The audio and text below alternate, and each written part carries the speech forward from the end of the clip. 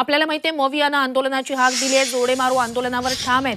अद्याप तरी पोलिसांकडून या आंदोलनाला परवानगी देण्यात आलेली नाहीये आणि त्यातच आता वरिष्ठ पोलीस अधिकाऱ्यांची मुंबईत बैठक होतीये। पोलीस उपायुक्त, अप्पर पोलीस आयुक्त बैठकीला उपस्थित आहेत। कायदा सुव्यवस्था बिघडू नये म्हणून पोलीस सतर्क आहेत।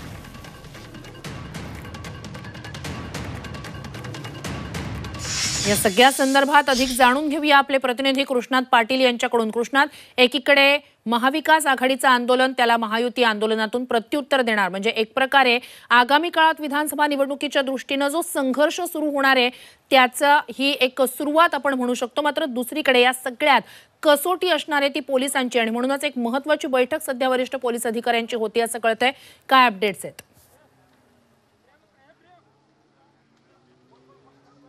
श्रुती, पोलिसांची परवानगी या मोर्चासाठी मिळाली नाही, या जोडो मारो आंदोलनासाठी मवियाला मिळालेलं नाही आणि त्यामुळं कुठं ना कुठंतरी कायदा सुव्यवस्थेचा प्रश्न हा निर्माण होऊ शकतो। कारण दक्षिण मुंबईमध्ये प्रामुख्यानं हा जो फोर्टचा एरिया आहे या परिसरामध्ये आझाद मैदान वगळता इतर कोणत्याही ठिकाणी परवानगी आंदोलनासाठी दिली जात नाही आणि त्याचमुळं ही परवानगी न मिळता महाविकास आघाडीचे नेते कुठल्याही परिस्थितीमध्ये हे आंदोलन करण्यावर ठाम आहेत आणि त्याचमुळं हुतात्मा चौकात सर्व पोलीस बंदोबस्त ठेवण्यात आला आहे। पोलीस आणि मवियाच्या नेत्यामध्ये संघर्ष देखील होऊ शकतो आणि त्याच पार्श्वभूमीवर आज आता सध्या मुंबई पोलीस आयुक्तांच्या नेतृत्वामध्ये वरिष्ठ पोलीस अधिकाऱ्यांची एक बैठक देखील सुरू झालेली आहे। या बैठकीमध्ये हा मोर्चा जो आहे किंवा हे आंदोलन आहे हे कुठंपर्यंत न्यायचं, त्यांना गेटवे ऑफ इंडियापर्यंत सोडू द्यायचं किंवा नाही या संदर्भातली ही चर्चा या बैठकीत होईल। कुठेही कायदा सुव्यवस्थेचा प्रश्न निर्माण होणार नाही या संदर्भात काळजी घेतली जात आहे।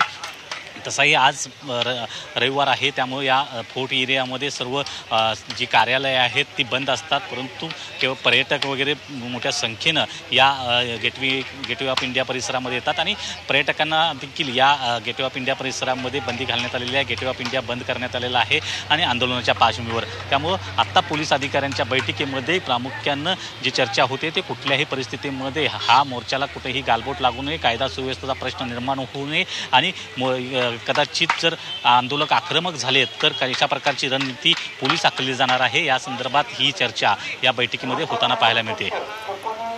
नक्कीच कृष्णात, बैठकीतून नेमके काय अपडेट्स येत आहेत त्या संदर्भात तुमच्याकडून जाणून घेऊ। तूर्तास तुम्ही दिलेल्या माहितीसाठी धन्यवाद। तर अत्यंत महत्त्वाची घडामोड आहे, एकीकडे मविया आंदोलनावर ठाम आहे, त्यांच्या आंदोलनाला अद्याप तरी पोलिसांकडून परवानगी नाहीये, म्हणूनच कायदा सुव्यवस्था बिघडू नये यासाठी पोलीस एक महत्त्वाची सध्या बैठक घेत आहेत।